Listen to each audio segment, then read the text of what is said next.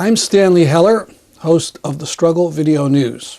Our parent group is the Middle East Crisis Committee, which has been active since the early 1980s. We say that whatever the evidence is about Syria, the U.S. government has no right to point fingers or drop bombs. The U.S. media is full of discussions. What should we do about Syria? Who is this we? Are we talking about the U.S. government? A government with a horrible, bloody record in country after country over the last century. We can expect immoral behavior from this government, a power that was captured by the 1% long ago. Just look at the last few decades. Recently, there was a major report in Foreign Policy magazine about the 1980s in Iran, including CIA documents that showed that the Reagan administration supported Saddam Hussein even knowing he was using poison gas against the Iranian soldiers. Just a few years after that, we were enemies with Iraq. We put sanctions that had a dreadful effect, killing hundreds of thousands or maybe 1 million Iraqi civilians. And that was before 2003 and the shock and awe invasion. Talk about chemicals? Talk about Fallujah, Iraq, our attack there. What about the photos, the gruesome photos of the birth defects of children being born in Fallujah, Iraq?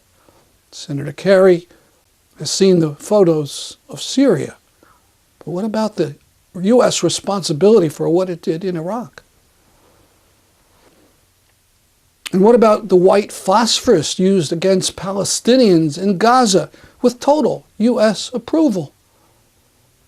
And if all that is ancient history, what about 1 month ago when the Egyptian generals, who are generously supplied with U.S. tax money, launched a coup and established a military government? The Obama administration will not break with the Egyptian generals or the Israeli apartheid government. And we should ask that same Obama administration to do the right thing for the Syrian people? It's not logical. I can understand the agony and desperation of the Syrians who I saw demonstrating in West Hartford a few days ago. They want a solution. They want action. But what does the U.S. want in Syria? In Egypt, they wanted a Mubarak regime without the name Mubarak, and that's what they got. In Syria, they want the same thing. A pro-American strongman who will take over as long as he has any name other than Assad. Is that what Syrians have died for? Iraq had it bad under Saddam, no doubt. But look at it today, after a decade of U.S. help. A total ruin, with 1,000 dead a month from assassinations and bombings. Is that what Syrians want for Syria? Now, we've seen the videos and the photos of the chemical deaths in Syria. Horrible. But what is the evidence about what happened and who is to blame? Last week, the White House released its Syria assessment. It said it had proof that Syrian officers had discussed the chemical attack. But where is the evidence? There wasn't any in that 4-page assessment. For instance, the White House did not name any Syrian officer, did not provide the press with the audio that they said they intercepted, didn't even have a transcript of the supposed remarks by the Syrian officers. Incredible.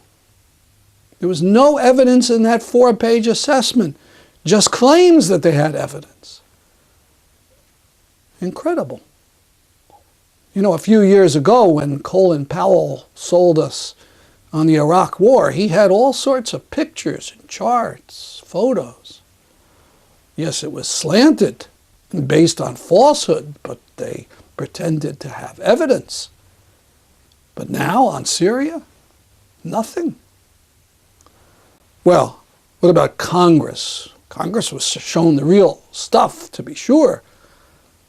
But listen to what a Democratic congressman said this morning, Alan Grayson of Florida. He said, not a single member of Congress has actually seen the underlying document. What's been provided to us so far is a 4-page unclassified document. And if we go down to the bowels of the congressional facility here, a 12-page classified document. But that classified document cites 300 underlying intelligence reports, none of which have been released to any member of Congress, despite the fact that we all have classified clearance. The same congressman who's on the Foreign Relations Committee publicly asked Secretary of Defense Hagel to see the transcript of what the Syrian officers actually said. Hagel's answer was breathtaking. It's probably classified, he said. So the Congress, all of the congressmen and women, will have to just trust the administration.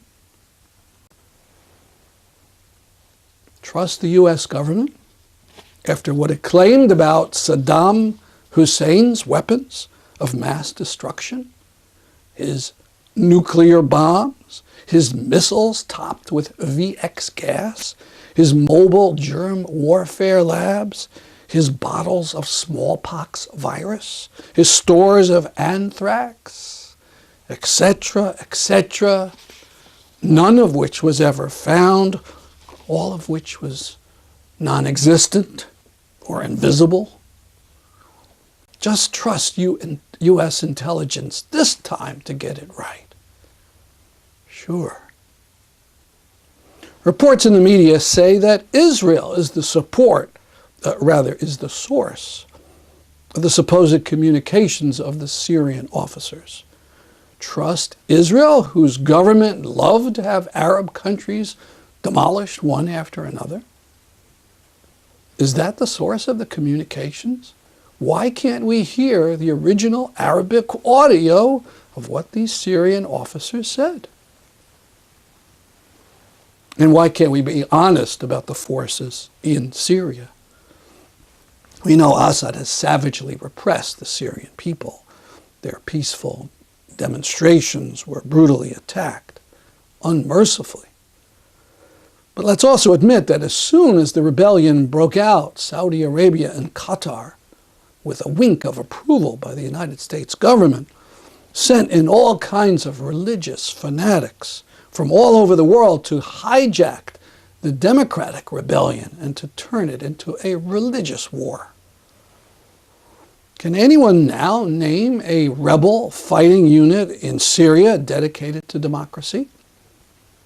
Syrian rebel forces are filled with Al-Qaeda, who openly fly the black Al-Qaeda flag. In September, do I have to remind Americans about Al-Qaeda and Osama bin Laden? Is there an American Lincoln Brigade in Syria? Or is there at least one named after a Palestinian or Syrian democratic leader? There are reports after reports of car bombings and suicide bombings and rebel demands for strict abeyance of Wahhabi teachings. Yet John Kerry assures us that the rebel forces are filled with moderates. If that's so, why hasn't the moderate U.S. and the moderate Saudi Arabia demanded that rebel commander who was shown on YouTube biting into a corpse of a Syrian soldier be arrested? Now, yesterday, the Senate Foreign Relations Committee voted to give Obama a blank check to ravage Assad's forces for 90 days. even though it knows the United Nations won't go along with it, and then such an attack would be a violation of international law. Maybe Congress will approve it, and maybe the U.S. can launch the attack and get away with it. Maybe Assad's forces will just hunker down and take it. Maybe Iran and Russia will just get angry and be afraid and do nothing. But then again, that just might not happen. As Congressman Grayson remarked this morning, a desperate Assad could rocket the U.S. Embassy in Lebanon, just 15 miles from Damascus. There are other possibilities. Iran, which sees itself opposed not just by Israel and the U.S., but by Wahhabi Saudi Arabia, might be fearful enough to join the war in Syria directly, sending in tens of thousands of Iranian troops and resupplying all that Assad has lost. Will Obama just allow that? Or will he send in those American boots to go on the ground? And what about the optimism just a month ago that the new Iranian president would work out some kind of deal with the U.S. about nuclear issues? Will that go on after a U.S. attack on Syria? Or is it more logical to believe that the Iranians will give up on talks once and for all and start an actual nuclear bomb-making program? And what about Russia? And even if all those forces cower before U.S. might, there are other costs to worry about, money costs. According to Representative Grayson, $500 million a month will be spent making war on Syria. We're cutting back all kinds of important programs in the U.S. We're not doing squat to prevent climate catastrophe. And we're going to throw more money away on war? We believe that the best thing for Syria would be for all foreign forces to butt out, to end their proxy wars, for Syrians to sit down with each other and to figure out a way to end tyranny and religious hatred and to build a democratic and prosperous society. The last thing Syria needs is more war.